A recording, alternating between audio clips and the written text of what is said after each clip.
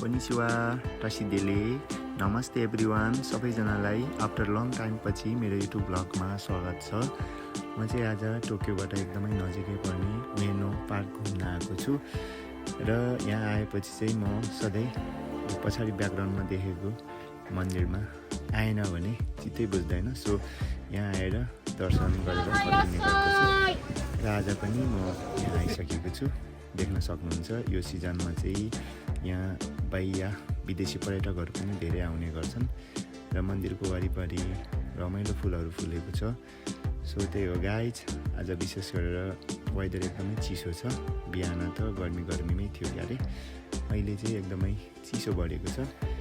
So guys, यो वर्ष तपाईँहरू कता जाने योजनामा हुनुहुन्छ? म चाहिँ आफ्टर 3 इयर्स, धेरै वर्ष भन्दा पनि 3 वर्षपछि फेरि पनि यो ठाउँमा घुम्न आएको छु। तपाईँहरू पनि छुट्टीको समय मिलाएर घुम्न नबिर्सिनु होला। कोही टोकियो आसपासमा बस्नुहुन्छ भने है गाइज। अब यो मन्दिर दर्शन गर्न जाने हो यो पछि र मैले दर्शन पनि गरेर फर्किसकेँ। विशेष गरेर भिडियोको लागि मेरो साथीलाई धेरै धेरै धन्यवाद। सो गाइज, त्यही हो, तपाईँहरू पनि यस वरिपरि आएर See you again guys.